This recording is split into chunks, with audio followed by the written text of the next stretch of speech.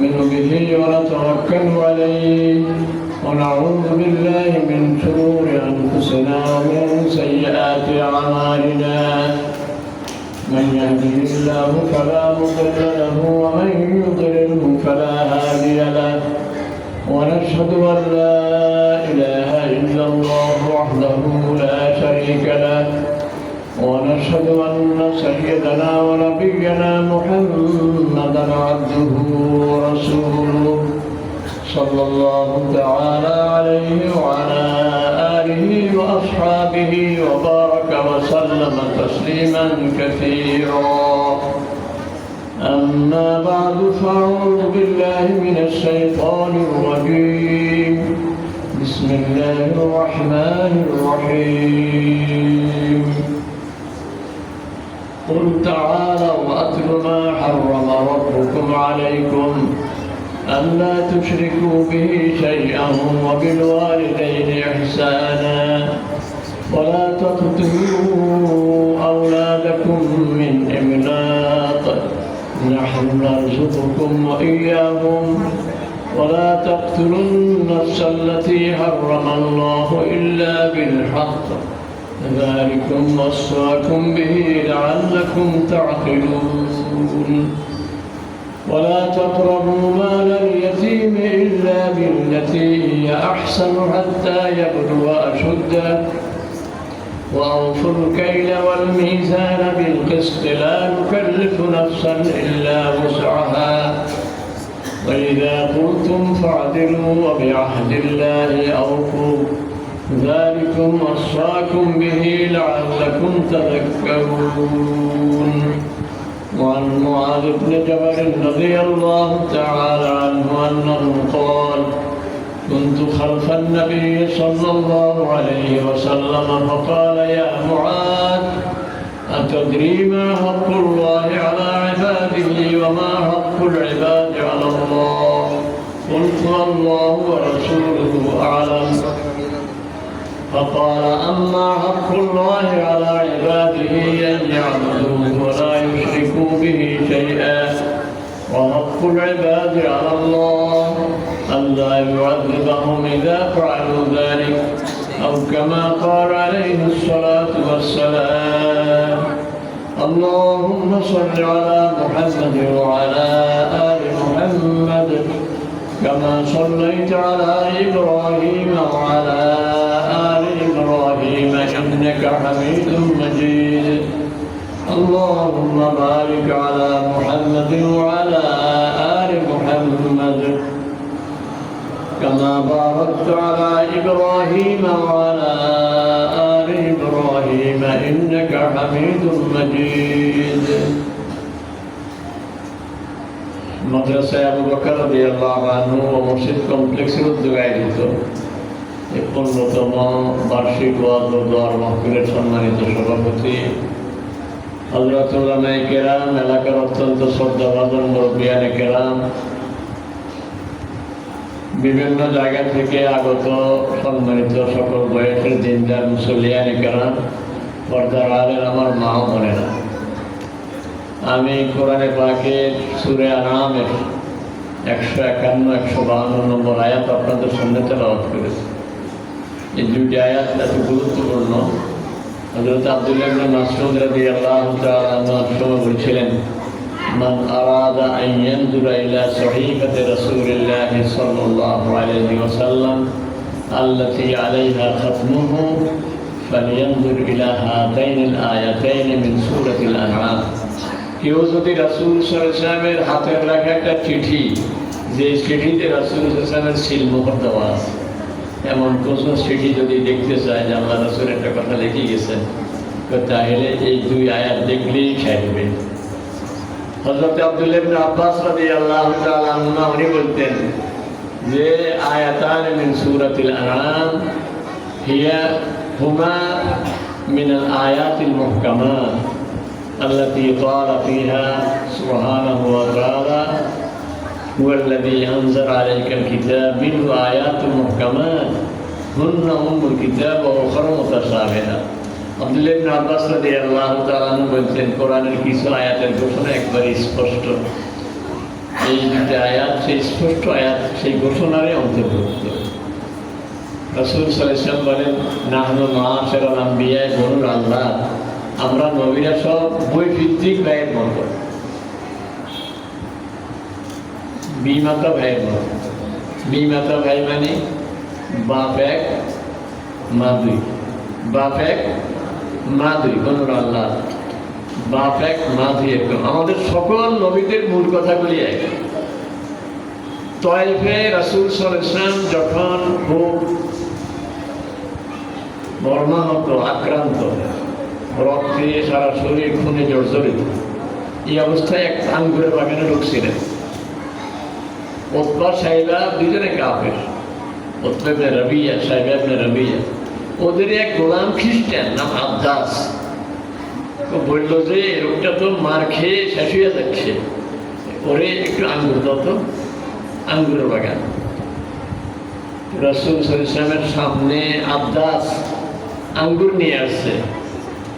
রাসূল সাহেব আঙ্গুর হাতে দিয়ে বলতেছেন বিসমিল্লাহির রহমানির রহিম। আব্দাস বলতেছে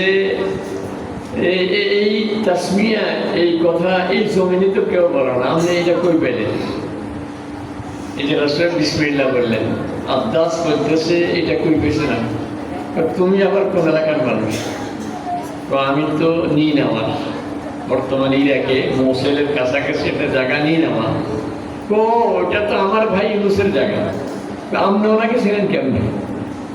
রাসূল সাহেব বলেন, আমরা নবীরা সব তো একই বাপের সন্তানের বাচ্চা, আমাদের বাপ এক মা ভিন্ন, মূল শরীয়তের কথাগুলি এক, কিন্তু শাখা প্রশাখা শরীয়তের আহকাম আমাদের ভিন্ন। সঙ্গে সঙ্গে আব্দাস রাসূলের কপালে, হাতে, পায়ে চুমু খেতে শুরু করছে। উতবা সাইবা ওরা দুই ভাই দূর থেকে চেয়ে আসে। আব্দাস কি শুরু করছে? আব্দাসের ডাকে জিজ্ঞাসা করলো যে কি ব্যাপার, তুমি বললাম আঙ্গুর দিতে, তুমি এটা করলে কেন? কয়েছে না, উনি আল্লাহর নবী এবং আমি মুসলমান হয়ে গেছি। আপনারা যারা হজে যান, মাঝে মাঝে অনেকে তোয়াইফে যায়। আমি সেই ছাত্র জীবনে 1980 সালে মনে হয় একবার গিয়েছিলাম, 46 বছর আগে। এইবার হজে গিয়ে আমার সাথে ভৈরবের এক হাজি সাহেব ছিলেন, জওয়ান মানুষ, আবেগী, বলে হুজুর একটু তোয়াইফ যাওয়া চলে। তো নিজেরও দীর্ঘদিন পরে ছাত্র জীবনের যাওয়া আর এই বয়সের যাওয়া অনেক বেশি হয়েছে। এইবার গিয়ে আব্দাসের সেই মসজিদ, নামই মসজিদ আব্দাস, ওখানে দেখলাম যে দেয়ালের মধ্যে সব ইতিহাস লেখা আছে। এই বাগানে রাসূলুল্লাহ ঢুকছেন, আব্দাসের এই ঘটনা। তো বলতেছিলাম সমস্ত আম্বিয়া কেরামের দ্বীনের মৌলিক কথাগুলি এক। এই যে সূরা আনআমের 151 আর 152 নম্বর আয়াত তেলাওয়াত করছে, এখানে মোট 10টা কথা। এই 10টা কথা একেবারে হযরত নূহ আলাইহিস সালাম থেকে শুরু করে আমাদের নবী মুহাম্মদ রাসূলুল্লাহ সাল্লাল্লাহু আলাইহি ওয়াসাল্লাম সমস্ত নবীদের শরীয়তে এই কথাগুলি ছিল। এই কথাগুলি মানা মানে সমস্ত নবীদের কথাই মানা। কোন নবীর মাঝে আর আমি পার্থক্য করলাম না, সকল নবীর সকল শরীয়তকে আমি মেনে নিলাম। কথা কয়টা? 10টা। কয়টা কথা?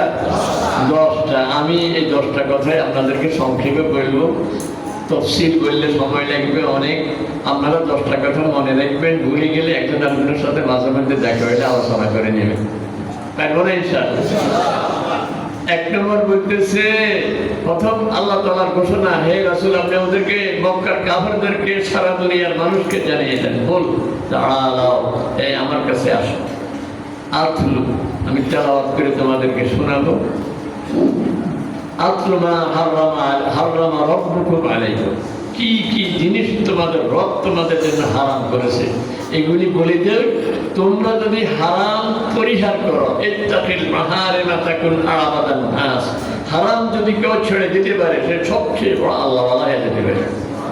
এটা রাসূলের আরেক হাদিস, ইত্তাকিল মাহারিমা তাকুন আ'বাদান নাস। 1 নম্বর হইল আল্লাহ তুশরিকু বিহি শাইআ, আল্লাহর সঙ্গে কাউকে শরীক করবে না। হযরত মুআয রাদিয়াল্লাহু তাআলা কে পিছিয়ে নিয়ে রাসূল যাচ্ছেন, যেতে যেতে বলতেছেন, মুআয বান্দার কাছে আল্লাহ কি চায়, আল্লাহর কাছে বান্দা কি দাবি? হযরত মুআয রাদিয়াল্লাহু তাআলা বললেন, সেটা তো আল্লাহ আল্লাহ রাসূল ভালো জানেন। বলেন শোনো, বন্দার কাছে আল্লাহ চায় বন্দা যেন আগলামি সাগলামি যাই করো, আল্লাহর সঙ্গে যেন কাউকে শরীক না করে। একটা হাদিসে কুদসি আল্লাহ তাআলা বলেন, ও আমার বান্দা, জমিন থেকে আসমান পর্যন্ত পুরো জায়গায় গুনাহ ভর্তি করে যদি হাসর ময়দানে আমার সামনে তুমি আসো, কিন্তু তুমি কোনোদিন শিরক করো নাই, আমি কাউকে ক্ষমা করবো না, আমি তোমার সব গুনাহ মাফ করে দেব। কিন্তু আসমান জমিন ভর্তি ইবাদত নিয়ে আমার সামনে আসছো, কিন্তু শিরক মিশ্রিত আছে, এই ইবাদতের যারা পরিমাণ দামও আমার কাছে নেই। এই জন্য 1 নম্বর বলতেছে আল্লাহ তুশরিকু বিহি শাইআ, আল্লাহর সঙ্গে কাউকে শরীক করো। রাজি আছি তো আমরা? এবার শোনেন, শিরক 3 রকমের। একটা হলো আল্লাহ যেগুলি করে এটার বলে রুবুবিয়্যাহ, আল্লাহ আমাদের রব, আলহামদুলিল্লাহ রব্বিল আলামিন। এই রব সুবহান রব্বিয়াল আযীম, সুবহান রব্বিয়াল। রব মানে আল্লাহ যেগুলি করে এটার নাম রুবুবিয়্যাহ। সৃষ্টি করছেন কে? আল্লাহ। হায়াত দেয় কে? আল্লাহ। মওত কার হাতে? আল্লাহ। রিজিক কার হাতে? আল্লাহ। সন্তান কে দেয়? আল্লাহ। সব কিছু করে কে? আল্লাহ। এগুলি আল্লাহই করে।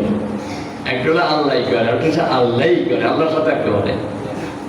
কাজে আমি বিপদ আপদে পড়ি, অনেকদিন অসুখ ভালো হয় না, এখন মাইকিং হইতে আছে সিলেট সিলেট সিলেট। যারা সিলেট শাহজালালের পরানে মাজারে যেতে আগ্রহী, এরা দত্তপাড়া মুখ শাহ দোকানে যোগাযোগ করবেন, 18 ভাড়া 1000 টাকা। আমাদের তারিখ মতো চলে গেলেন সিলেটে, সেখানে যাইয়া কবরের কাছেও যায় না, গজার মাছের কাছে খাড়াই কা বাবা একটু দেও না। আমি নিজেই সিলেটে গেছিলাম আমার বাচ্চাদের একটা পুরস্কার আনার জন্য, ওরা তৌহিদ বিষয়ক একটা রচনা প্রতিযোগিতায় পুরস্কার পেয়েছে, আনতে গেছিলাম। তো ভাবছি যে আসছি যখন শাহজালাল রহমতুল্লাহের কবর জিয়ারত করে যাই। জিয়ারত করতে গিয়ে দেখি মানুষ 5 জন। কিরে এত লোক, হাজার হাজার সারা বাংলাদেশ থেকে আসে, এটা কই গেল? কবর সব গজার মাছের কাছে। গজার মাছের ওখানে গেলাম, গিয়ে দেখি কাঁদতেছে একটা লোক, বাবা একটু দাও না। আমি একজনকে বললাম, বাবা কারো ডাকে? গজার মাছের। আমি কি দাও না? কয় যে সকাল থেকে মানুষ তো গজার মাছের মুড়ি সিঁড়া খই এগুলি ছিটি দেয়, দিলে গজার মাছ রাত্রে উপকার ছিল, সকালবেলা খায়। আর এগুলি মানুষ দেখতে দেখতে এদের কোনো ভয় টয় নাই, একবারে কাছে চলে আসে। আসলে মানুষ এদের গায়ের উপর দিয়ে হাত বুলাইয়া, ওই যে আমাদের খাস লক্ষ্মীপুর নোয়াখালী ভাষা দিয়ে শ্যাওলা, এই যে শ্যাওলা জমিয়েছে পিঠে, এটা মসি গায়ে মাঠে নিয়ে ফাঁসে লেগেছে। এখন এই গজার মাছ এই বেড়া আছে 10টার সময়, মুড়ি সিঁড়া দিছে, কিন্তু গজার মাছের তো ভ্যাট ভরা, এটা ভাসে না, আসে না। এই জন্য বেড়া কাঁদে, বাবা একটু দেও না। আমি কিনা হায় হারে, দাওয়াত দিচ্ছে শাহজালাল শাহ পরানের মাজারে, কিন্তু তোরা তো মাজার বাদ দিয়ে গজারে চলে গেছে। ঈমান আছে না শেষ? সন্তান দিতে পারে কে?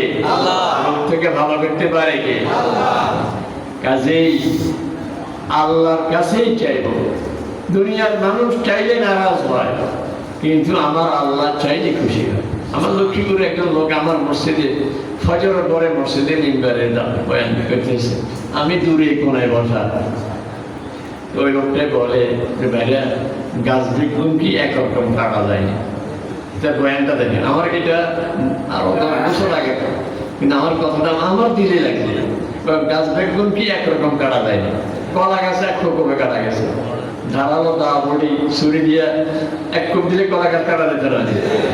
একজনে এটা দেখি মামার কাছে 1 কোপ দিছে, কাটা যায় না, হেঁটে না কাটা যেত না। আপনার নামিয়া মামার গাছ কলা গাছ একরকম নয়, মামার গাছে হাঁস করলে কিন্তু কাটা যাবে। আপনার ধারাইলা বডি ধারালো ছুরি কাটা যাবে। এতে এটা দেখি করে গেছে তোমার শুরু করছে, হাঁস খুব দিবার দিকে যায়, কামনের নাম কার করে গেছে, হংসাস করলে। কলা গাছ মাদার গাছ করে গেছে, চিহ্নটা কি একরকম নেই। আপনি আল্লাহর কাছে চাইতেছেন, কোন কোন চাওয়া এরকম নামাজে দাঁড়াইছেন, এখনো মনে হতে সময় হয় না, এই খবরে গেছে, কারো গেছে। আমার কাছে আজকে 2 দিন পাওয়া যায় না, কিরকম পরিশানি, তার কাছে লাখ লাখ টাকা, সে ঢাকা গেছে মোকাম করতে, এর পাওয়া যায় না, সবাই কাঁদা কাটে। আমি বাসায় আসছি আর আমারে কইলে তো মুখের পাওয়া যায় না, সবাই কান্দাকাটি করে, আমাদের জানাইতে পারছি। আমি গেলাম, কেউ কে আল্লাহর কাছে দোয়া করছি নামাজ পড়ছি? না। আমি সাথে সাথে নামাজের বিছনা বিছাইয়া নিয়ত করে দাঁড়ায় গেছি, আর আমার মোবাইল বাজতে শুরু করছে। আমি নামাজের ভিতরে চিন্তা করছি, মনে হয় কবরে গেছে। সালাম ফিরে মোবাইল ধরছি, আর ফ্যাক্টর পাওয়া গেছে। তাই না, আগে কষ্ট সকালবেলায় করলে তো কাম আরো আগে হয়ে গেছে। এটা কলা গাছ, এক কমে হারিয়ে গেছে। বুঝলেন না কথা? দিতে পারে কে? এই জন্য যত সময় চাই হোক 2 রাকাত নামাজ পড়ে আল্লাহর কাছে দোয়া করবো। এই 2 রাকাতে কাম না হইলে আরো 2 রাকাত পড়বো, না হইলে আরো 2 রাকাত। বিদেশ যাইব, সাথীরে করে যাবে, পাসপোর্ট সবাই রেখেছে, একজনের হয় না। এই বেড়ার জন্য পাসপোর্ট তো এমবিসিতে ভিসার জন্য জমা দেওয়ার লাগবে। একসাথে না দিলে আবার ভিসা আকবর, তারিখ আকবর জামিলে। একজনের রয়েছে পাসপোর্ট নিতে, পাসপোর্ট অফিসে স্যার সাথীদের সবাই পাসপোর্ট আছে, আমার তো হয় না। আমারটা স্যার একবারে ইমার্জেন্সি লাগবে। তো স্যার একটা ইমার্জেন্সি মানে কমপক্ষে 10 দিন, আমরা 10 দিন পরে আই। স্যার আজকে হইলে ভালো হয়েছে। স্যার না ইমার্জেন্সি মানে 10 দিন, আমি একবারে কইলে খারাপ কিছু পাসপোর্ট দিব নি, 10 দিন পরে আসে। এইবার মসজিদে যাই, 2 রাকাত নামাজ পড়ি, দোয়া করি, আবার গেছে অফিস। স্যার আমার পাসপোর্টটা লাগবে আজকে, আমাদের কই দিছি না, 10 দিন পরে আসে। আপনি আবার আসেন, 10 দিন পরে আসে। এবারে আবার মসজিদে যাই, আবার গেছে। আর স্যার আগের থেকে একটু শক্ত কথা গেছে, আপনি আমার কথা বুঝেন না। বললাম 10 দিন পরে ঘরে, আজকে হলো 30 তারিখ, এই আগামী মাসের নভেম্বরের 9 তারিখে আয়েন, আমরা 10 দিন পরে। আপনি আজকে আবার আসেন। এবারে আবার নামাজ পড়ে আবার গেছে। স্যার আগে গেছে, আপনি বাংলা বুঝেন না? কইলাম 10 দিন পরে আমরা ঘুরি ঘুরি আবার। স্যার শুনছি দোয়া করলে আল্লাহ যায়। তো আমি মসজিদে যে দোয়া করি, আপনার কাছে খালি খবর দিতে পারি, আল্লাহ মঞ্জুর করছে। কারণ আমরা না দিলে তো আবার মসজিদে যাওয়া নেই। স্যার চিন্তা করলে সর্বসা নাই, এটার 100 বার হিরে দিলে 100 বার মসজিদে যাইব, আল্লাহ তো আমার উপর নারাজ হয়ে যাইব।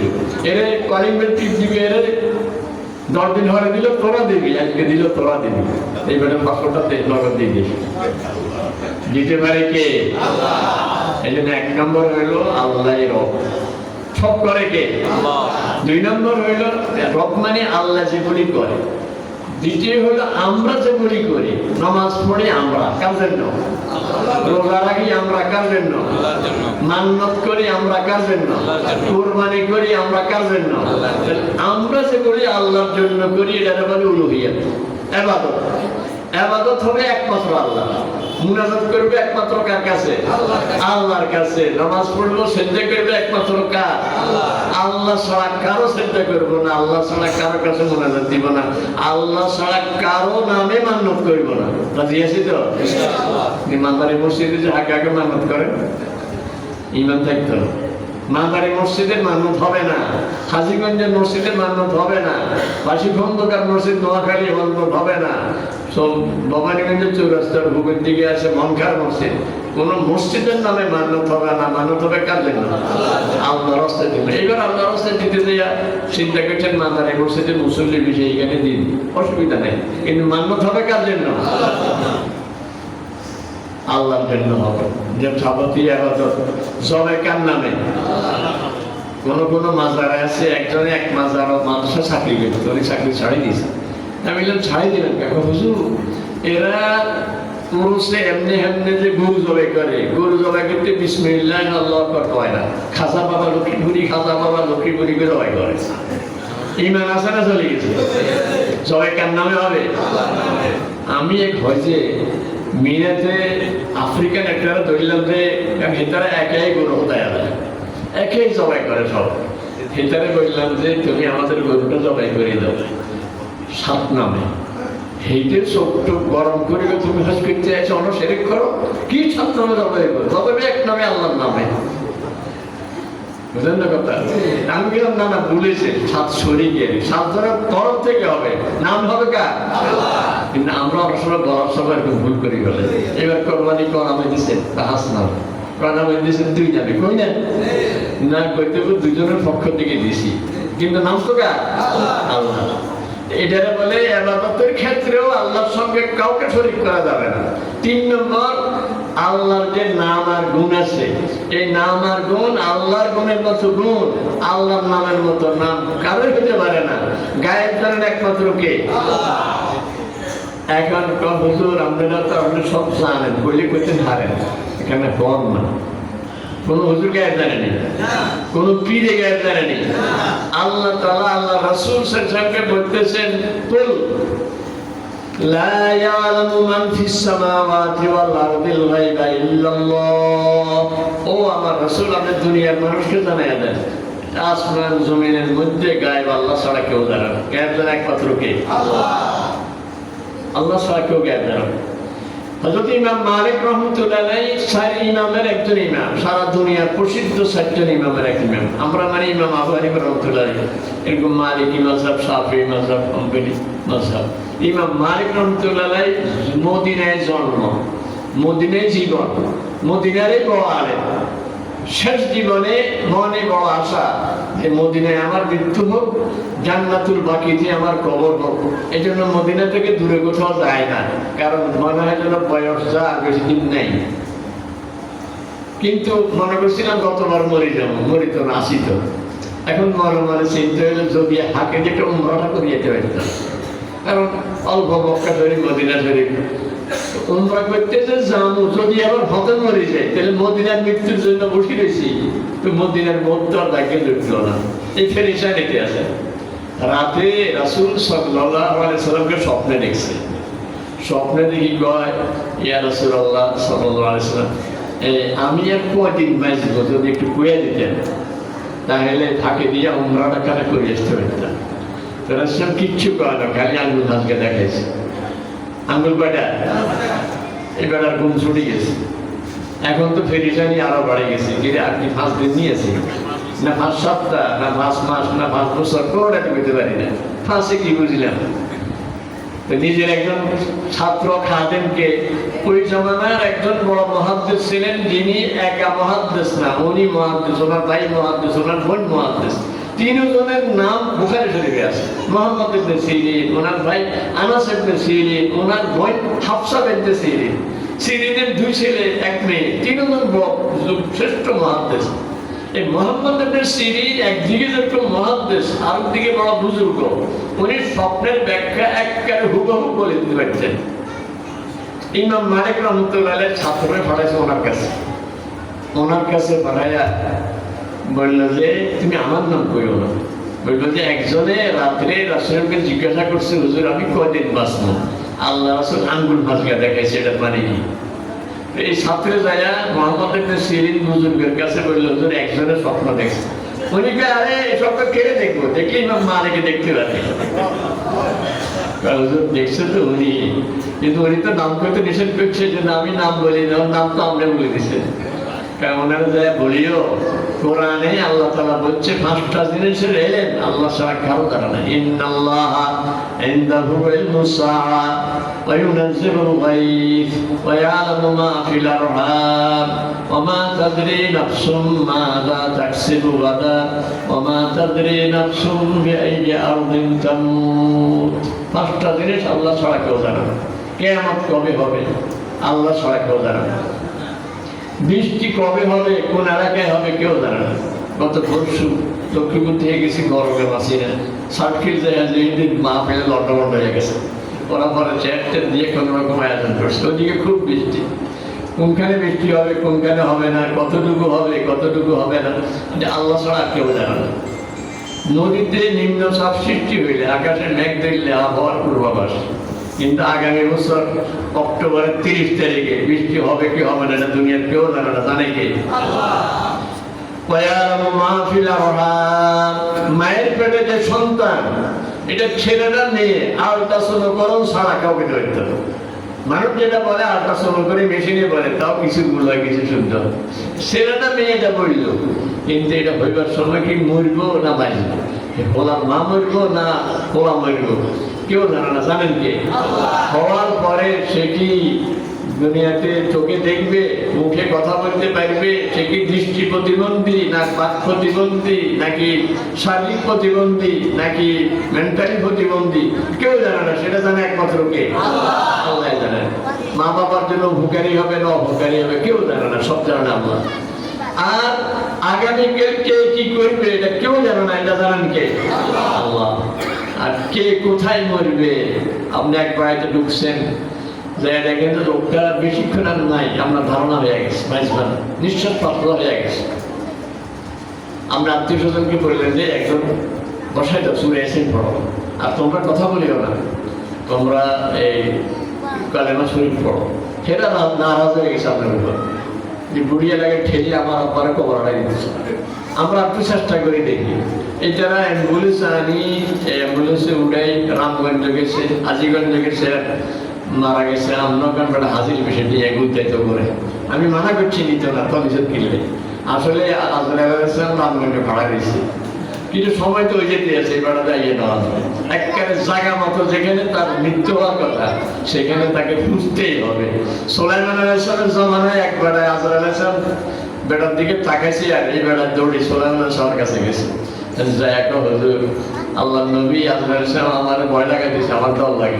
আমি কি দিতাম, আপনি তো বাতাসের অর্ডার দিলে বাতাসে হেলিকপ্টারের মতো রকেটের মতো কাম করে, আপনি বাতাসের বলেন আমার দূরে নিয়ে ভালো আছে, কোন জায়গায় ফলে প্যাককারি ভারত ইন্ডিয়া বাতাসের হুকুম দিয়েছেন, বাতাস ইন্ডিয়া বেটাতে রাখি চলে গেছে। পরের দিন আজরাইল আলাইহিসসালামের লগে দেখা বললো যে কি ভাই আজরাইল, আমার উম্মতের দিকে কোন চোখ ঘুরাইছেন না, তো আপনার সামনে এটা দেখে আমি আশ্চর্য হয়ে গেছি। কিরে, আর 12 ঘন্টা হয় এটা ইন্ডিয়ায় আমার জান কবজ করা লাগবে, দিল্লির পাশে, কলকাতার পাশে, এই বেটা অন্য ফিলিস্তিন আপনার সামনে, তুই হরে ঠিক ইন্ডিয়া যায় সেদিন এতে খারাপ হারি হেঁটে না হরে কইছে এটা বসে দিতেন। যার যেখানে মৃত্যু সেখানে যাওয়াই লাগবে, এই জন্য গায়ের ধরেন একমাত্র কে? আমরা ভুল করি, বাড়িতে বান্দর আছে, আমরা বাড়ির ছেলে না দোকানে আসিলেন, আপনার বিবি বান্দর দিয়ে গনাইছে, আপনার মেয়ের বিয়ে হয় না গাইডাও গনাইছে, গনাইতে গনাইতে 5.5 কেজি দিয়ে আপনার লাই গনাইছে, গনাইছে আর কইছে ফাঁসর করার একজনের তাল্লায় তাবিজ করছি। কারণ আমরা যে মাঝে মধ্যে মুখে ব্যথা হয়, বস বান্ধবী এখন এই কথাটা কই লাগা দিয়ে গেছে, এই লাগবে বাইরের মধ্যে ফিরিকশন আর ওই ঘরে দেখতে না না, কারণ বান্ধবী কই গেছে তাবিজ করছে আপনার লাই। এরপরে 5.5 কেজি তো কমেছে, আবার 500 নিয়ে দিয়ে তাবিজও করেছে। বান্দরের কথা বিশ্বাস করলে ইমান থাকবে না। রাসূল বলেন গণকের কাছে যাওয়া কবিরা গুনাহ, আর গণকের কথা বিশ্বাস করা হলো শিরক, ইমান চলে যায়। এই জন্য 1 নম্বর আল্লাহ বলেন আল্লাহ তুশরিকু বিহি শাইআ, আল্লাহর সঙ্গে কাউকে শরীক করা যাবে, মনে থাকবে তো এটা। 2 নম্বর অবিল ওয়ালিদাইনি ইহসানা, যার উসিলায় দুনিয়ায় আসছি, যে মা বাবার উসিলায়, মা বাবা যেই হোক, সাধারণ হোক, শিক্ষিত হোক, যেই হোক, আমার মা বাবা আমার জন্য সবচেয়ে বড় পীর। খাজা মঈনুদ্দিন চিশতি রহমতুল্লাহ চেয়েও বড় পীর আমার মা বাবা আমার জন্য। ওনাদের দোয়া কবুল হইতেও পারে, নাও পারে, কিন্তু আমার বাবার মনে কষ্ট, মায়ের মনের কষ্ট, আমার জীবন ধ্বংস হয়ে যাবে। আমার মা আমার জন্য দোয়া করছে, বাবা আমার জন্য দোয়া করছে, তা আমার জিন্দেগির আমার ভাগ্য ঘুরে যাবে। আমার কাছে এমন বহু ঘটনা আছে যে মা বাবার খেদমত করার কারণে 14 বছর পর্যন্ত বাচ্চা হয় না, মা হাসপাতালে, শেষে বউ এটা তো বাচ্চা হয় না, তো সবাই চিন্তা করলো আর বউ কত ঝামেলা আছে, বলা হয় না, এই করতে কোনো ঝামেলা নেই।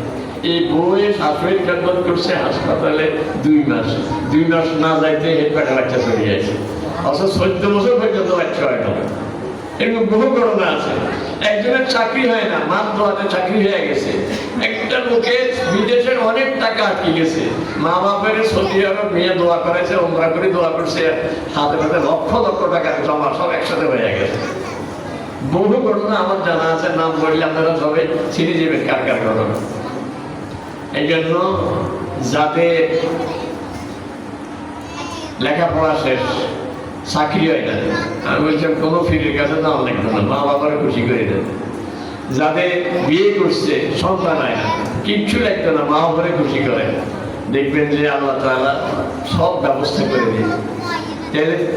2 নম্বরে আল্লাহ তাআলা বলতেছেন অবিল ওয়ালিদাইনি ইহসানা, মনে থাকবো তো কথা।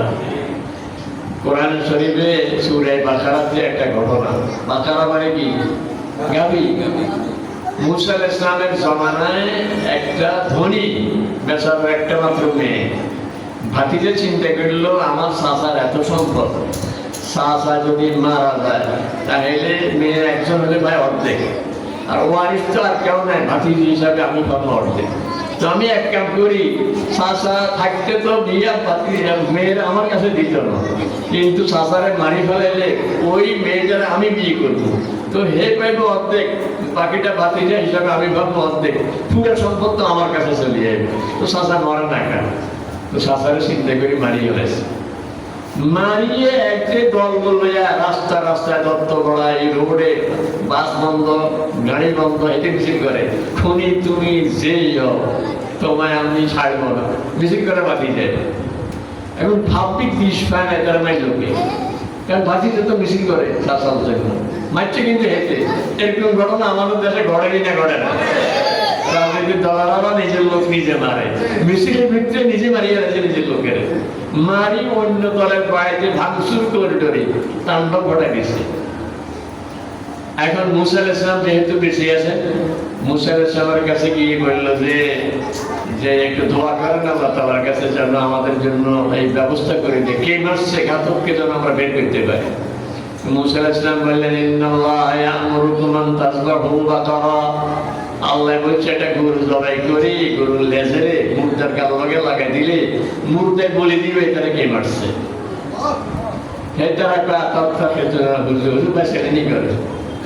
ওই তো মরে গেছে, গরুর লেজ লাগালে হেঁটে কথা কইবে, এটা বেচারেনি করে। মুসা আলাইহিস সালাম বলেন আউযু বিল্লাহি আন আকুনা মিনাল জাহিলিন, এই সমস্ত বেচারের কাম, হাগলামের কাম, জাহিলির কাম, এটা আমি আল্লাহর নবী, এটা আমি নি করবো, আল্লাহর কাছে মানা চাই, এইটাই আল্লাহর হুকুম। সহজ কাজ, গরুকে জবাই করে দিই 20,000 10,000 কিনে জবাই করে দিলে ছাড়িয়ে যায়, কিন্তু বাতিদের তো খেয়াল হইলো গোমর ভাগে যাইব, এই জন্য এখন হ্যাস লাগা শুরু করছে। ও গরু আছে কিরকম গরু, কিরকম গরু আল্লাহ কেছে, আল্লাহ কিছু করবো, গরুকে জবাই করলে তো ছাড়ে। আল্লাহ কয় আচ্ছা বলি তো, গরু এটা একবারে কষিও না ডিয়ানো, ডিয়া কয় না আমাকে দিয়ে, কারণ কষিও না একবারে বুড়াও না, একবারে মাছ বয়সের, মাছ আওয়াজ বাইনা জানি মাঝারি বয়সের, মাঝারি বয়সের গরুর প্রভাব আছে। আর কয় যাচ্ছে রঙের কথা তো কইলেন না, রং কিরকম? আল্লাহ তাআলা বলেন রং হয়েছে সফরা, হলুদ। এক এক রঙের আরবিতে এক একটা গুণ আছে, যেমন একেবারে সাদা আবিয়াত, একেবারে সাদা নাসির, মানে একেবারে খাঁটি সাদা, একেবারে লাল, মরছে লাল বলে না, আহমার কানিন, একেবারে কালা, একেবারে কিসের মতো, কয়লার মতো কালা, কাউকের মতো কালা, আরবিতে বলে আসওয়াদ হারে, একেবারে হলুদ, এটা হলো ফাকির। তাহলে সফরাও ফাকির মানে একেবারে কাশি হলুদের মতো হলুদ, এবং রঙের মধ্যে অন্য কোনো ফোড়া ফাড়ি অন্যরকম দেখতে না, একেবারে হলুদ। জিবরাইল আলাইহিস সালামে এক হলায় মাথার মত করে, হেঁটে আর কিচ্ছু নেই, গরু একটা এই রঙের গরু, আল্লাহ ঘুরে ঘুরে সেখানে নিব। জিবরাইল আলাইহিস সালাম ওই যুবকের যে এক বেটা গরু বেচবেনি, কথা কি বলেন, আমার শখের গরু, কেন শোন, একদল লোকে গরু টোকায় বাজারে বাজারে, মান্দারি বাজারে, ও দত্তপাড়া বাজারে, মোল্লারহাটে, আর কোথায় কোথায় গরুর বাজার আছে যায়, গরু তালাশ করে তোর এই গরুর মতো গরু, তুই দাম চাইতে বুঝ করি চাইস, সাইজ ঠকিস না, কত চাইতে হবে, ওই বলবি যে আমার গরু সামলার ভিতরে স্বর্ণ যতাকিন আনে, স্বর্ণ যতাকিন ধরে, এটা কিন দিলে আমি গরু বেচবো না, বেচতাম। আচ্ছা ঠিক আছে, শিখে ঠিক আছে।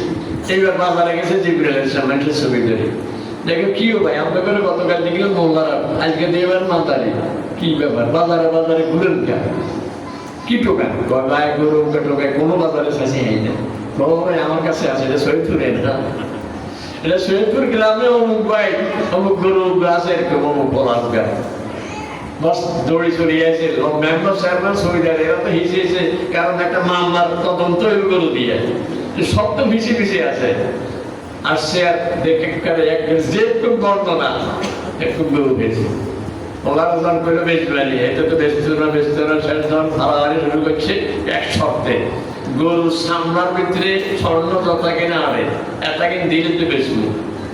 এখন বাতি যাকে কি গরুর দাম বুঝিয়ে নয় 1 লাখ টাকা নইল কি করছে চেয়ারম্যান মেম্বার দিদি না তোর চাষা কি কম আছে এতে মরে গেলে সম্পদ দেখেন কি খাইব এতে তো বাড়ি মারি যাবে কারা যে রাজি হয়ে যায় সব সম্পদ এই যুবকের কাছে চলে আসে একমাত্র মায়ের খেদমত করার কারণ আল্লাহ কেমনে একটু খুলে দেয় আমি বলি যে বাজারে যাওয়ার সময় বিবি সদার জন্য কইছে বিবি সব আনছেন আনলো বেহা মারে এটা কি আনছে বাজার বলি এত বাধা দিনে এর তো হসা জিনিস আর হান না আমার এটা নিয়ে চোখে দেখছে না ওই ঘরের বাবির আরো কত সুন্দর কি সুন্দর আর মারে বাজারে যাওয়ার সময় খালি দেবেন আম্মা আমি একটু বাজারে যাই কি লিখবো নি আপনার মায়ের চোখের পানি ফেলে দোয়া করবো আমার জাদু আমার জিজ্ঞাসা করেছি জানে যে জাদুর অবস্থা বেশি ভালো না বেতন পায় না আজকে কয় মাস খোয়া পাইলে কষ্ট হয় কেউ জাদু কিছু লাগতো আর যদি বলেও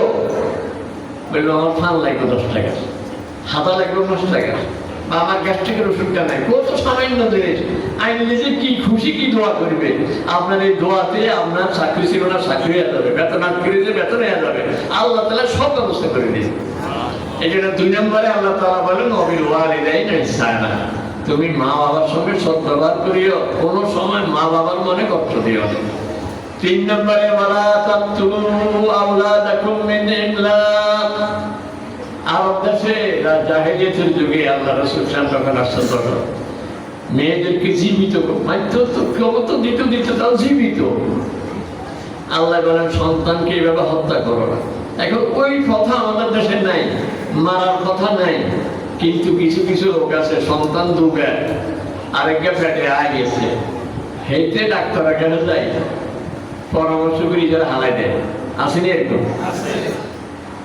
এটা ওই সন্তান হত্যার অপরাধের মধ্যে জড়িত পেটে না আসতো আপনি একটা ব্যবস্থা করছেন সতর্ক ছিলেন যাতে পেটে আসে নাই পেটে যখন আসেই গেছে আমার কাছে মাসালা জিজ্ঞাসা করে মাঝে মধ্যে কি করতে আমি বললাম কিচ্ছু করবেন না হইতে পারে আপনার দেখুন আগের আছে পুরোকে কামে আছে নিজেই কামে আয় আপনি জানেননি যে এটা আল্লাহ কি পাঠাইছে আপনার জন্য এই জন্য কিচ্ছু বলেন না আমার আপনাদের এদিকে কোনখানে জানি একজনের পাইছে একটা মজলিসে কয়েছে এক মহিলারও সামনে রাখি কয় এই মহিলার পেটে আমার বাচ্চা হয়েছে কে মাত্র আশ্চর্য কথা কয় কয়েক মহিলার পেটে আমার বাচ্চা হয়েছে কি গো ঠিক আছে নি তুই বেরিয়ে গো ঠিক আছে আমিও ছিলাম ওখানে শেষে আমার কয়েক বেডির ফেটে বাচ্চা এসে আর বেডি কাঁদাকানি শুরু করতে রাখতে হবে ফালাই দিব আমি কইছি যে ফালাইস না এটা যত খরচ লাগে আমি দিব কোন বলাই যে কলেজে পড়ে যে জইছি খরচটা অনেক চালাইতে আছে বুঝলেন কথা এই জন্য যে সন্তান পেটে চড়িয়ে আসছে যদি এটারে কিছু করে আল্লাহ বলেন ওলা তাকতুলু আওলাদাকুম মিন ইমলাক আল্লাহ বলেন তুমি কেন ফালাইবা সন্তানটা তুমি অভাবে নাকি তুমি ধনী অভাবের ভয়ে এই জন্য এই সূরা আনামের মধ্যে বলতেছেন মিন ইমলাক আর সূরা কাহফের সূরা বনী ইসরাঈলের মধ্যে বলতেছেন খাসিয়াতে ইমলাক খাসিয়াতে ইমলাক মানে তোমার টাকা পয়সা আছে তুমি চিন্তা করো হুমায়ুন বেশি হইলে অভাব হয় আর মিন ইমলাক মানে তুমি অভাবের মধ্যে আছো চিন্তা করো খাওয়াবো কেন আল্লাহকে খাওয়াবে কেন খাওয়াবে কি তুমি খাওয়াবে না আমি খাওয়াবো কে খাওয়াবে আল্লাহকে ফাজিলে পড়ে মেশকাত পড়ে দাওরা পড়ে গার্জিয়ান সাবাসাবি শুরু করছে তোর মা অসুস্থ বেশি দিন ব্যস্ত বিয়ে করে তো সাবাসাবি করে হেঁটে কয়া কেন আর কিছু নেই আমি কেমনে খাওয়াবো সাপে পড়ি বিয়ে করে দিছে ও মা বিয়ের হরে এতে ইমামতি একখান কেমনে আই গেছে 2-1 ভয় টড়াইতে মোটামুটি বাড়াই চলে 2 বছর আগে বাচ্চা হয়েছে কি কেমনে কিন্তু বাড়াই চলে কেমনে আমাদের হাতে 20,000-30,000 দিয়ে কামাই করে চলে রেজেকের ব্যবস্থা কার কাছে অফিসটা নাই রেজেক হুকুম আল্লাহ বলে রে রেজেক জমিনে নয় রেজেক কোথায় আসমানে আল্লাহর কাছে রেজেক এই জন্য 3 নম্বরে আল্লাহ বলেন ওলা তাকতুলু আওলাদাকুম মিন ইমলাক নাহনু নারযুকুকুম ওয়া ইয়াহুম 4 নম্বরে আল্লাহ তাআলা বলেন ওলা তাকরাবুল ফাওয়াহিশা মা যাহারা মিনহা ওয়া মা বাতান এরে জিনা তো দূরের কথা জিনা যার কাছেও যায় না মোবাইলে আন্দাজে টিক দিতে বড়ি হালাইছে আর কুমে মাস্টারে কি বান্দরি বই কে জানি এতে বড়ি হালাইছে বুঝলেন না এতে মোবাইল দিয়ে টিপ দে টিভি করে আমরা করে একটা বুদ্ধি শিখিয়ে দিই। মোবাইলের প্রথম শব্দটা হাতে ধরি, প্রথম কি বলবেন? আসসালামু আলাইকুম। কি বলবেন? আসসালামু আলাইকুম বললে দেখবেন ওই দিক থেকে আর কোনো আওয়াজ নাই, বন্ধ হয়ে গেছে। বুঝবেন যে শয়তানে দিছিল মোবাইল আমার কাছে সালাম দেওয়ার লাগে, একটু ভাদিসে আসছে ঘরে ঢুকতে সালাম দিলে শয়তান ফিসি ফিসে আসছিল আপনার ঘরে ঢুকতে বলি। সালাম দেওয়ার লাগে শয়তান দরজা দাঁড়ায় কয় আল্লাহ আল্লাহ নবী তালাকুম, এই ঘর দরজা বন্ধ, এই ঘরে ঢুকুন দেখতে হবে। ঠিক মোবাইল ধরে যদি সালাম দেন দেখবেন শয়তানি বন্ধ, কেউ আপনার লাগে নষ্টামি কষ্টামি আর ঢুকতে হবে। কিন্তু হেফাক থেকে মোবাইল আপনার কিছুক্ষণ করিবেন হেলো এই বর্তন শুরু হয়েছে হেলো হইতে হইতে খাতির হইতে হইতে সমাজ 1 বছর হারে গেছে। শেষে কইছে যে লক্ষ্মীপুর নুরজান হোটেলে একখানে একসাথে দেওয়া হইব, আয়সা দেন তো আমার বুড়ি ভিড়ে উঠবে হেতির লাগেনি কাম করছে না তাদের। আমার হেতি কয় যে এটি আমার আনছে লক্ষ্মীপুরে, আমার বিয়ে করতে হইব না, এইবার যাই উঠবো অনশন করে বৌরিতে যায় না এটি, কেন আমি আনাইছেন 1 বছর হয়। এই জন্য আল্লাহ এই সমস্ত কাম করিও না, ওলা তাকরাবুল ফাওয়াহিশা, বেপরোয়া হবেন না। খাওয়াবেন, মানতেবেন, স্বাস্থ্যবেন, ফুগাতেবেন, এদের সঙ্গে দেখা দেওয়া বন্ধ করে দিতে হবে। না হয় এতদিন ওই যে খাওয়াবেন ওকে আসিল দৌড়ি খারাপ না কইল এই যে বিয়ে গেছে না সারা খারাপ ভাই আপনি খালাম মারা সাথে যায় না, গেছে খাওয়াবেন ওটাকে ফাঁক লাগিয়ে দিতে বলি। এই জন্য আল্লাহ ওলা তাকরাবুল ফাওয়াহিশ, জেনার কাছে ধারও নেও না, বেপরোয়া হইও না, মোবাইলে নষ্টমি বষ্টমি আজেবাজে কারোর সাথে মোবাইলে করিও না, এবং দরকার ছাড়া মোবাইল ব্যবহারও করিয়ে না। ওয়ালা তাকতুলুন নাফসাল্লাতী হারামাল্লাহু ইল্লা বিল হক। এরপরে আল্লাহ তাআলা বলেন একজন মানুষকে হত্যা করা, মান কাতালা নাফসান বিগাইরি নাফসিন আও ফাসাদিন ফিল আরদ ফাকান্নামা কাতালান নাসা জামিআ। আল্লাহ তাআলা বলেন অন্যায়ভাবে যদি কেউ একজন লোককে খুন করে, সে সারা দুনিয়ার মানুষকে খুন করার অপরাধী হয়ে যায়। এখন আমরা রহমতে কেউ খুন করি না, কিন্তু আমাদের দেশে অনেক খুনাখুনি অবৈধভাবে অন্যায়ভাবে হয়েছে না। হাদিসে আসছে অন্যায় খুনকে যদি কেউ সমর্থন করে, অন্যায় খুনকে যদি কেউ সমর্থন করে বলছে ওই গুনাহের সেও গুনাহগার হয়ে যাবে। এই জন্য যত অবৈধ খুন হত্যা এটাকে আমরা সবসময় বিরোধিতাই করব। যে সমস্ত বিচারের বহিরে বিচার বহির্ভূত কোন খুন এটা আল্লাহ মাফ করবে। আমি লক্ষ্মীপুর কোর্টে গেছিলাম, আমার এক আত্মীয় উকিল ছিল, তার কাছে পারিবারিক ব্যক্তিগত কাজে যে দেখলাম যে সেদিন লক্ষ্মীপুর কোর্টে অনেক মানুষ। একজনকে বললাম ভাই এত মানুষকে আজকে একটা মার্ডার কেসের সাক্ষী নিব 10 সাল। আমি বললাম আমনি কি? আমি সাক্ষী। উনি সাক্ষী। আমি বললাম যে আসামি কয়জন? বা 80 জন। আসামি কয়জন? 80 জন। তা আমি বললাম কি বলুন ভাই, একটা লোকের খুন করতে গিয়ে 80 জন লাগছে নি, 80 জনে মারছি না, আপনি তো সাক্ষী দিবেন। হুজুর হাসা কথা কইতে গিয়ে 80 জনের একজনও মারে না, দেখছেন কেন? সাক্ষী কইতে আমার হাকিমের সামনে এটা কইতো না, হাকিম সামনে দাঁড়াই স্যার আমি একবারে খাড়াই রয়েছি, আমি দেখছি ওইতে ভিতরে যে রাইফেলে দৌড়াই গেছে, সেনে দিয়ে মাইক খুব দিয়েছে, আমি দেখছি। আমার কাছে স্বীকার করতেছে ওদের একজনও মারা না। আমি বললাম তাইলে কি সাক্ষী দিবেন? হুজুর এই গুণে আমরা আগে দৌড়াইছে, বড় বাড়ি থাকতেও দেয় না, এখন এই গুণ থাকতে দিতাম না। আমাদের দেশে এরকম ঘটনা চলে না। হাকে দিয়া দ্বিতীয় মূল আসামি হিজে পাবো কথা, আর হিজারে কোনো আসামি দেয়। এই জন্য আল্লাহ তাআলা বলেন ওয়ালা তাকতুলুন নাফস। এখন আমি হত্যা করি নাই, কিন্তু একটা লোকের অন্যায় ভাবে সাক্ষী দিয়া তারে আমি হত্যার আসামি বানাইয়া তারে ফাঁসি দিয়ে দিছি, এই অপরাধে আমি অপরাধী হবো না? হবো না? কিন্তু আমার নামে 7টা কেস। এখন আর ডিস্টার্ব করো না। এই গত 15 বছর বা 2013 সাল দিন হেফাজতের যে ঘটনা, 13 সাল থেকে 24 সালে 11 বছর এই থেকে আমি ছিলাম মসজিদে ঘেরাও করে ফেলেছিল কেবল পুলিশ। আসি কাজে আপনি আমাদের সাথে যাইতে হবে। আমি চাইতে যাবো কেমনে? আপনারা মসজিদে ঢুকেন, আমরা বুট পরা, বুট টুট পরে আছে, ঢুকবো কেন? আমি জানি না, আমি বাড়িতে পারতাম। আমার কাছে যদি জোর করে উঠে লেগে থাকতো, কিন্তু আমি এই থেকে যাবো কেমনে? 7টা কেস কি? আমি পুলিশ হত্যা করছি, আমি বাইতুল মুকাররমে কোরআন শরীফ পড়া দিছি, আমি পুলিশের গাড়ি পড়া দিছি, আমি গাছ কাটছি, আমি সরকারি কামে বাধা দিছি, মানে এরকম কে 7টা। তো ধরেন যদি এই সমস্ত কেসে সত্যি যদি আমার কোর্টে নিয়ে জেলে দিয়ে যেহেতু পুলিশ হত্যা করছি আমার ভাবিয়ে যেতে হয়তো, তাহলে এই সমস্ত ফাঁসি অন্যায়ভাবে কাউকে একটু হত্যা করো না, এইগুলো কয়টা? 5টা। শিরক করা যাবে না, মা বাবার সঙ্গে দুর্ব্যবহার করা যাবে না, সন্তান হত্যা করা যাবে না, এরপরে জেনার ধারে কাছেও যাওয়া যাবে না, কোনো মানুষ হত্যা করা যাবে না। 5 নম্বর গেল। 6 নম্বর, ولا تقربوا مال اليتيم إلا بالتي هي أحسن حتى يبلغ أشده। আল্লাহ তাআলা বলেন এতিম, যাদের অধীনে এতিম আছে, এখানে এতিমখানা আছে না, এবং আমি এই যে এই ছোট্ট লিফলেট আছে ওইটাতে একটা হাদিসও আছে, এটা কিন্তু আমি দেখছি হাদিসটা আছে, এখানে উল্লেখ করছে। রাসূল সাল্লাল্লাহু বলেন ওই ঘর উত্তম ঘর যেই ঘরে এতিম আছে, আর এতিমের সবাই আদর করে। আর ওই ঘর অত্যন্ত নিকৃষ্ট ঘর যেই ঘরে এতিম আছে তার সাথে খুব দুর্ব্যবহার করে। এটা জিনিস খুব খেয়াল রাখবেন, আমাদের দেশে অনেকের বাড়িতে কাজের ছেলে মেয়ে আছে, এলাকার একটা গরিব ছেলেদের কাজে রাখছে, গরিব মেয়েরে কাজে রাখছে, এইসব ছেলে মেয়েগুলি বেশিরভাগ এতিম, আর নতুবা কামে আসতো না, এটা বাপ নাই, মায়ের সংসার চালাইতে পারে না, সে মেয়েটারে দিছে কামে, ছেলেটারে দিছে কামে। এই সমস্ত ছেলে মেয়ে যেগুলি এতিম, যদি এদের সাথে আমি দুর্ব্যবহার করি তা আল্লাহ রাসূল আমার ব্যাপারে বলছে সবচেয়ে নিকৃষ্ট ঘর যে ঘরে এতিম আছে কিন্তু দুর্ব্যবহার করা হয়। এই জন্য আল্লাহ ঘোষণা হইল এতিমের যদি কোনো মাল, ভাতিজা ভাই মারা গেছে, ভাতিজার সম্পদ এখন আমার দায়িত্বে, আল্লাহ বলেন এতিমের মাল তুমি ধরিও না।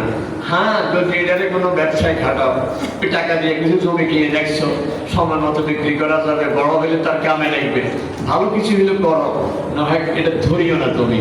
মসজিদের টাকা, মাদ্রাসার টাকা, কোনো এতিমখানার টাকা, এগুলি এতিমের মালের মতো। মসজিদের তিনি ক্যাশিয়ার, দরকারের সময় আমি এখান থেকে 10,000 ভাঙ্গি আমার বিকেলে দিয়ে দিব না, আমাদের ধরতে এই মসজিদে টাকা ধরা যাবে না। মাদ্রাসার টাকা আছে আমার কাছে 10-20,000 টাকা আছে, এখানে বাকি আমার দিয়ে দিব, মাস শেষ হয় না, দরকার মাদ্রাসা না, এটা ধরা যাবে না। মাদ্রাসার টাকা, মসজিদের টাকা, এতিমখানার টাকা, এগুলি এতিমের মালের মতো, আল্লাহকে ধরা যাইত না। ইল্লা বিল্লাতি হাসান। হ্যাঁ, মাদ্রাসার টাকা একটা ইটের নিতে লাগাইলে মাদ্রাসার সামনে বিল্ডিং এ কামে লাগবে, কিছু ভালো কোনো কাম যদি লাগাইতে চান তো লাগাই দেবে। 6 নম্বর গেল। 7 নম্বরে আল্লাহ তাআলা বলতেছেন ولا تقربوا مال اليتيم إلا بالتي هي أحسن وأوفوا الكيل والميزان بالقسط। আল্লাহ তাআলা বলেন মাপ বিরত, ফড়ে মাপে, ফাল্লায় মাপে। দুধ কি ফাল্লা দিয়ে মাপে না ফড়ে মাপে? দুধের ফড়ে মাপে না, তেল ফাল্লায় মাপে না ফড়ে মাপে? ফড়ের মাপের বলে কাইল, আর ফাল্লার মাপের বলে মিজান। আল্লাহ বলে তুমি ফাল্লা দি মাপো আর ফড় দি মাপো, মাপকান ঠিক মতো দিও, কারণ যদি মাপ ঠিক মতো না দাও তাহলে ওয়াইলুল লিল মুতাফফিফিন আল্লাযীনা ইযা ইক্তালু আলান নাসি ইয়াস্তাওফুন। আল্লাহ বলেন ধ্বংস, তুমি ভাবতেছো যে ঘি বেচতেছি, সামান্য যদি 10 গ্রাম 10 গ্রাম 10 গ্রাম করে রাখি দিই তো দিনের শেষে 1 কেজি ঘি আমার বাঁচবো।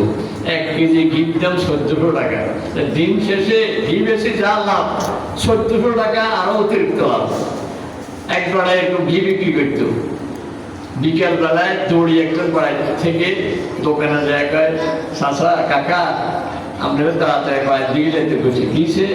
ওই আমাদের ভূত গিয়া চাল উঠছিল, কদু হাঁটতে পড়ে গেছে, দৌড়ে চলে গেছে দোয়ান বন্ধ করে, যাইতে যে হেঁটে তো পা খাড়া করাইতে পারে না, তাড়াতাড়ি লক্ষ্মীপুর হাসপাতালে নিয়েছে, আর আমাদের কাম নাই, এটাকে আপনারা অন্য কারো চেষ্টা করেন। মাছ দিয়েছে, মাছ দেওয়ার কাম হতো না, এটাকে টাকায় ফোন করতে নেওয়া নেই, ফোন করতে নিয়েছে 3 মাস 9 মাস, সেখানে হাসপাতালে বেডে শোয়া, লক্ষ লক্ষ টাকা খরচ হয়ে গেছে, এমনি লাভ থেকে 1400 লাভ করছে 1400 টাকা, 14 লাখ টাকা হ্যান্ডি খরচ হয়ে গেছে। এই জন্য আল্লাহ তাআলা কেউ বলেন যে আরে আমারও ঢয় যাবি কই, আল্লাহ এসে হতে বই বলেনি। এই জন্য মাপে কম দিব না। সৌদি আরবে যান আপনি কাপড় কিনতে যান, এটা ওই মিটার দিয়ে মাপে না, এটা দড়ি টানতে করি, এক মাথা এখানে আর এক মাথায় আছে 1 মিটার, আমরা মাপি চাই 1 মিটার নিয়ে, হিয়ার ভালো আরো 2 ইঞ্চি বাড়াই দেয়, মাল কি ফল কিনে আপেল কিনছেন 1 কেজি হয়ে গেছে, আরোগ্য বাড়াই দেয় 1 পর মতো বাড়তি, প্রত্যেক জিনিসে তারা বাড়াই দেয়। এরপর তাদের ব্যবসা প্রতিদিন উন্নতি। আর আমাদের দেশে আল্লাহ হিসের কারণে বার করতে চায়, সামনের কারণে কেসারি কানা গেছে না, এদিকে সহজে দিতে চায় না, বাড়তি দিতে চায় না। এই জন্য আল্লাহ বলেন না, তুমি একবারে কাঁটা ঠিক রাখো, পটা মাগলো ঠিক রাখো, এরপরে যদি মনের ভুলে কিছু ভুল হয়ে যায়, অজান্তে যদি ভুল হয়ে যায়, তাহলে আল্লাহ তাআলা লা নুকাল্লিফু নাফসান ইল্লা উসআহা, আমি সাধ্যের বাইরে কাকে কষ্ট দিব না, অনিচ্ছা কিন্তু কোনো ভুল হয়ে গেলে আমি মাফ করে দিব। কয় কথা গেল? 8 কথা। কারণ আল কাইলা ওয়াল মিজান দুটোটারে ভিন্ন ভিন্ন ধরে 8 কথা। 9 নম্বরে ওয়াইজা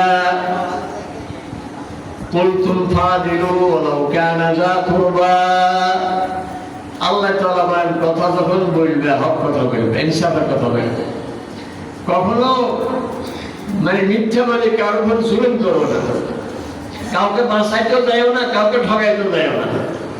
আল্লাহ বলেন ইন কানা গানিয়ান আও ফাকিরান ফাল্লাহু আওলা বিহিমা, চিন্তা করতেছি আমি এর হক কথা, আমি তো দেখছি সব বললে, আরে উনি বড় দামি মানুষ, সম্মানী মানুষ, ওনার ইজ্জত ঠিক করি, এই জন্য আমি কথাটা ঘুরে গেছি। আর পেল উনি বড় গরিব মানুষ, আরে বেচারারে মাইব, বেচারা ঠকি যাইব, এই জন্য আমি ঘুরে গেছি। আল্লাহ কয় যদি সে ধনী হয় গরিব হয়, তুই এত খাতির দেখার লাগতো না, আল্লাহু আওলা বিহিমা, এরে আল্লাহ এদের দুজনের আরো বেশি কাছে। আল্লাহ কয় তুই হক কথা বলি দে, ইনসাফের কথা বলবো।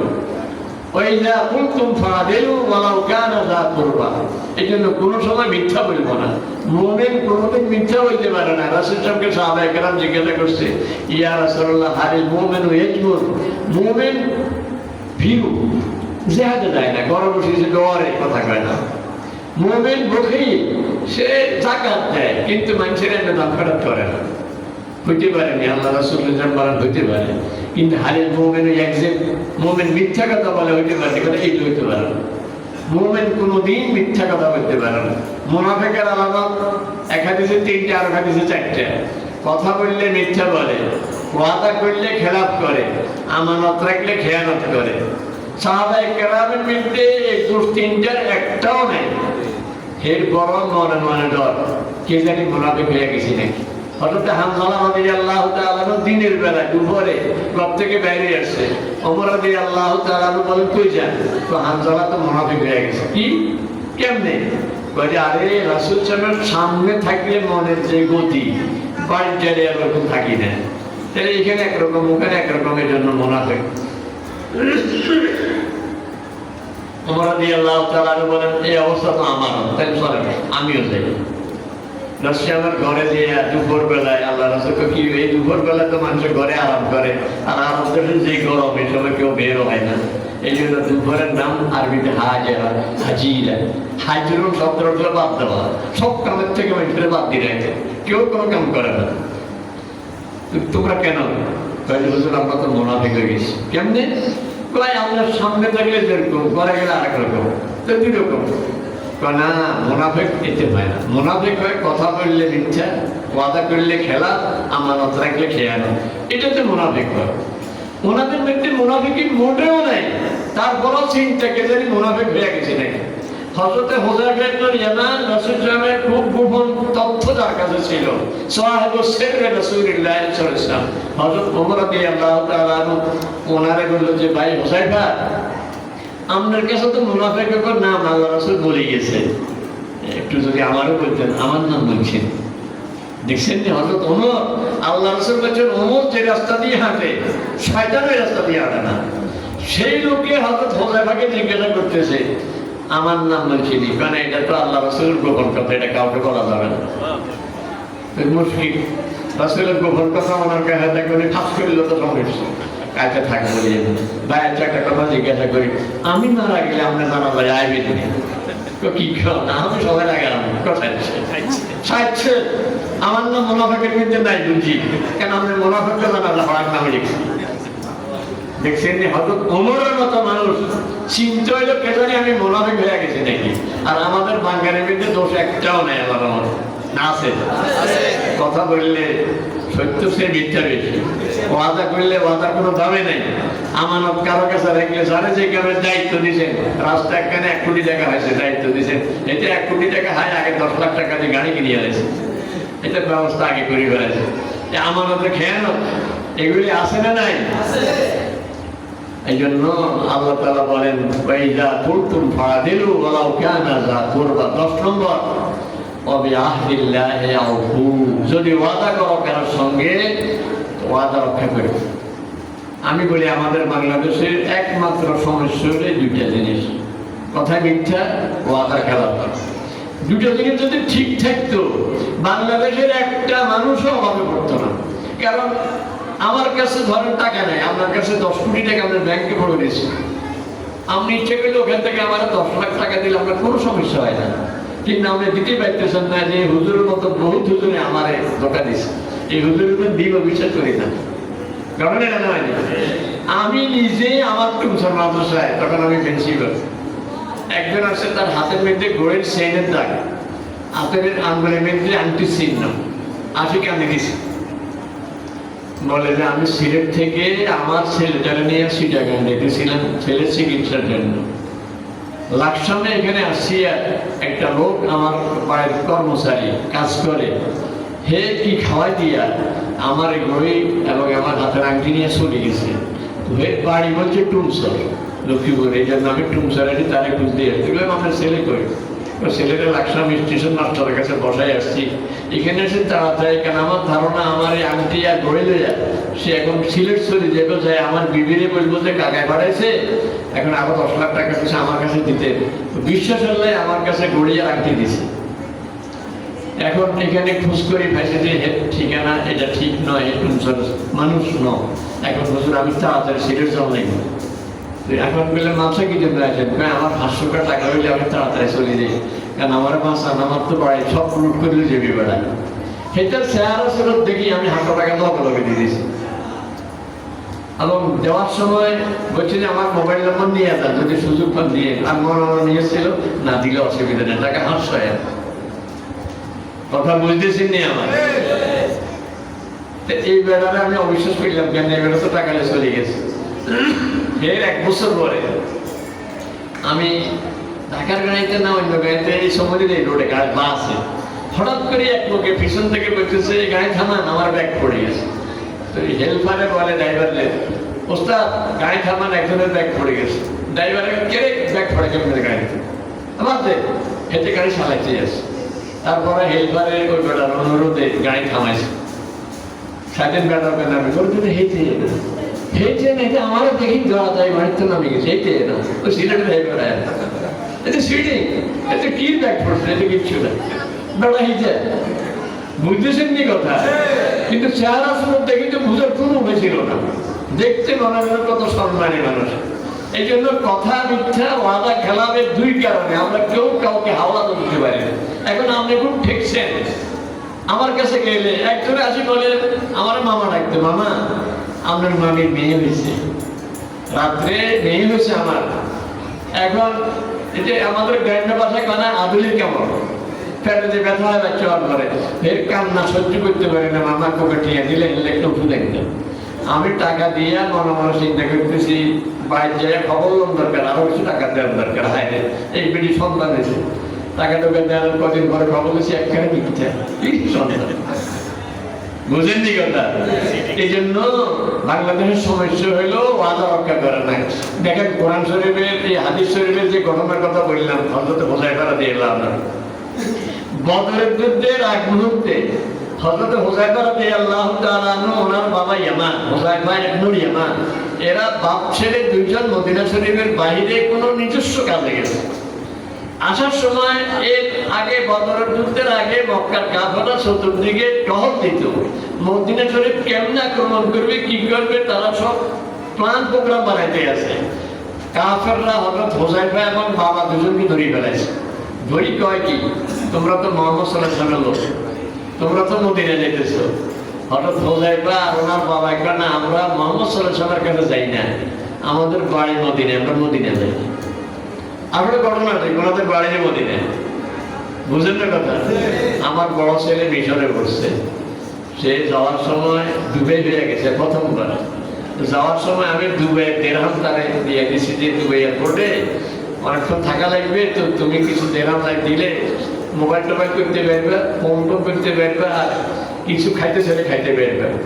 ওই দুবাই এয়ারপোর্টে সে মোবাইল করে, টেলিফোন করে, পুলিশেরা ফলো করছে। পুলিশ ফলো করে এটা ধরে গেছে, মানুষকে চেটে জঙ্গি, এতে কোনো আল কায়দার কোনো মানুষ নাকি দাঁড়িয়ে দাঁড়িয়েছে। এটা ধরি প্রথম প্রশ্ন হইলো তোমার মুখে দাঁড়িয়ে কেন? দেখছেনি কেন মুসলমানের মুখে দাঁড়িয়ে থাকতে না গিয়ে দেখবে তোমার মুখে দাঁড়িয়ে কেন? আমার ছেলে যদি ওদিন বলতে এটা হাদিসে আছে আসলে সুন্নাত ধরলি, আমার ছেলে কয় এটা আমাদের পারিবারিক স্ট্যান্ডার্ড, আমার আব্বার আছে, আমার দাদার আছে, আমার চাচাগুলো আছে, এটা আমাদের পরিবারের সবাই দাঁড়িয়ে দেয়, কয়েকটা সাপ্তাহে দেখছে কথা। এটা কি বিষয় কইছে? হযরত হুযায়ফা রাদিয়াল্লাহু তাআলা বলেন যে আমি মদিনায় যাই না, রাসূলের কাছে যাই না, আমি আমার বাড়িতে যাই। তাইলে শোনো, ওয়াদা করো এইটা নিয়ে আমরা মদিনায় আক্রমণ করবো, মুহাম্মদ সাল্লাল্লাহু আলাইহি ওয়াসাল্লামের সাথে আমাদের একটা যুদ্ধ লাগতে পারে। যুদ্ধে তোমরা ভাবছে মুহাম্মদ সাল্লাল্লাহু আলাইহি ওয়াসাল্লামের সাথে থাকতে পারতে, ওয়াদা করো তো ছাড়াই দেবে। হযরত হুযায়ফা এবং ওনার বাবা কাফেরদের সাথে ওয়াদা করছে, ঠিক আছে, কারণ নয়তো মারি ফেলে। মদিনা শরীফ আসছে, থাকতেছে, হঠাৎ করে বদরের যুদ্ধে ডাক পড়ছে। আর হযরত হুযায়ফা এবং ওনার বাবা ইয়ামান দুজনে গিয়ে বললে, ইয়া রাসূলুল্লাহ, আমরা তো কাফেরদের সঙ্গে ওয়াদা করছি আপনার সাথে থাকতাম না, এখন কি চাইতাম না ঘর থাকি যেতাম। এই হুযায়ফা, ওয়াদা কার সাথে ওয়াদা? কাফেরের সাথে ওয়াদা করছে, তোমরা যাইবে না, দরকার নেই, আল্লাহ আমাদেরকে সাহায্য করে। এরকম কঠিন এক যুদ্ধ, নিরস্ত্র লোকদের যুদ্ধ, মাত্র 2টা তলোয়ার, 8টা ঘোড়া, এরকম অসহায় অবস্থায় এরপর হযরত হুযায়ফা আর ওনার বাবাকে আল্লাহ রাসূল বলেন, তোমরা যাইও না, কারণ তোমরা ওয়াদা করছো, ওয়াদা খেলাপ করা যাবে। আমাদের ভারতের একজন বুজুর্গ রাত্রের বেলায় পরিবার নিয়ে যাইতেছে কোন দিকে, কারণ আগেকার দিনে আমরা মুরব্বীরা দেখছেন মারা বোনেরা দিনের বেলা যাইতো না, কারণ মানুষে দেখবো, দিন রাত্রে যাইতে এই বড় স্বাধীনতা দিলেন। মাঠে দিয়ে হাতন্দি বলেন না, খালি মাঠ বলেন, আমাদের টুমসার দিকে বলে ডগি, আপনাকে জাদিয়েটা দিয়ে দেখে হাতন, এদিকে কি বলেন, মানে খালি মাঠে দিয়ে আমাদের মুরব্বীদেরকে দেখছি হারিকেন দিবে দিত, কয়েকটা তো হওয়ার আছে, হারিকেন দরকার নেই, ধর বাগানে দিতে যেত, তারপর হারিকেন পাশে গড়াই দিত। কিরকম ভর্তা তো ওই বুজুর্গ পরিবারের লোকদেরকে নিয়ে যাইতেছে, হতে টাকাটা ধরিয়ে বলছে, ধরছি আর বুজুর্গকে, এরা সব আমার পরিবারের সদস্য, আমার বিবি, আমার দুধের বউ, আমার ঝি, আমার নাতি, তোমরা এদের গায়ে হাত দিও না, এদের কাছে আসিও না, এদের যত অলঙ্কার আছে সব আমি দিয়ে দিব, তোমরা দূরে দাঁড়িয়ে থাকবে। ওরা মনে করলো হুজুর সব নিজেই লই দিব, আর আমরা আমাদের মহিলার গায়ে হাত দেওয়ার দরকার নেই। হুজুরে নিজের বিবিরটা, মেয়েরটা, বোনটা, নাতিনেরটা সব লইয়া ডাকাতে হাতে দিছি, আর ডাকাতে খুশি, আমি বিনা কষ্টে হুজুর সব হাতে দিয়ে দিয়েছি, লই যেতে আসে। জন ডাকাত চলে গেছে, ছুট্টি ফিরছি না, তিনি কয়, দাদা আমার কানে জিনিস আমি মুঠির ভিতরে রাখছি দিন। দাদা কয়, আমাকে হাত, আমাকে হাত লুচি, আর দাদা কিছু দৌড়, এই ভাই দাঁড়ান দাঁড়ান দাঁড়ান। ডাকাতেরা মনে করছে হুজুর কি পুলিশ খবর দিচ্ছে না, আরাম করে দৌড়ায়, কথা দাঁড়ান দাঁড়ান, কথা রয়ে গেছে, থামছে, যে একবার আমরা করে তো বলছিলাম সব দিয়ে দিব, আমার নাতিনের ছোট্ট মানুষ কানের দুলটা রায় দিছে, দেয় না, তো এটা তো আমার ওয়াদা খারাপ হয়ে যাবে, ওটা দিতে আসি আমরা। ডাকাত চাইলে আরে ওয়াদা এটারে নিতে হয়, এরকম যদি মানুষ হয়, এই মানুষ সঙ্গে বেয়াদবি কেমনে করে, সাথে সাথে সব ফেরত দিয়ে তওবা করে টাকাটি ছাড়ে দিচ্ছে জীবনের। এই জন্য মুসলমান কোনোদিন ওয়াদা খেলাপ করতে পারে না। এই জন্য সর্বশেষ কথা আল্লাহ তাআলা বলেন, ওয়াফু বিল আহাদ, ওয়াদা পুরা করো, যালিকুম ওয়াসাকুম লাআল্লাকুম তাযাক্কারুন। হযরত ইসমাঈল আলাইহিস সালাম সম্পর্কে আল্লাহ কোরআনে বলেছেন, কানা সাদিকাল ওয়াদে ওয়া কানা রাসূলান নাবিয়্যা। ইসমাঈল আলাইহিস সালাম নবীদের মধ্যে সবচেয়ে বেশি ওয়াদা রক্ষা করার নজির সৃষ্টি করেছেন। আমার রাসূল কখনো ওয়াদা খেলাপ করেন নাই, কোনো নজির করেন নাই, কিন্তু ইসমাঈল সাহেবের একটা বড় ঘটনার কারণে আল্লাহ তাআলা বলেছেন, তাফসীরে জালালাইনের হাসিয়াতে দুটো লিখছে, একটা হচ্ছে উনি ওয়াদা করছিলেন এক লোকের সাথে, ভাই আমি আসি, আমি এই জায়গা থেকে উঠতাম না, আপনি ঘুরিয়ে আসেন, কিন্তু ওই লোকটা চাই ঘুরিয়েছে। 3 দিন পরে আসি দেখেন উনি এখনো বসে গেছে, 3 দিন পর্যন্ত লোকেরা বসে রয়েছে। ভাই আপনি এখনো বসা? আমি কইছি না লড়ছিলাম, লড়ি কেমনি, আমরা সব ওয়াদা করছি। তাফসীরের আরো কথা লাগে 1 বছর পরে আছে লোকটা। আমি কঠিনটা বাদ দিলাম, ফলটা ধরে 3 দিন এরকম ওয়াদা রক্ষা করছে। এই জন্য এই যে 10টা ওসিয়ত অসায় আশা, 10টা কথা আমরা যদি ব্যক্তিগতভাবে, পারিবারিকভাবে, সামাজিকভাবে এই কথাগুলি মানি চলি, তাহলে জান্নাতে যাওয়া আমাদের জন্য সহজ হয়ে যাবে। আল্লাহ তাআলা আমাদের সকলকে তৌফিক দান করুন। আল্লাহ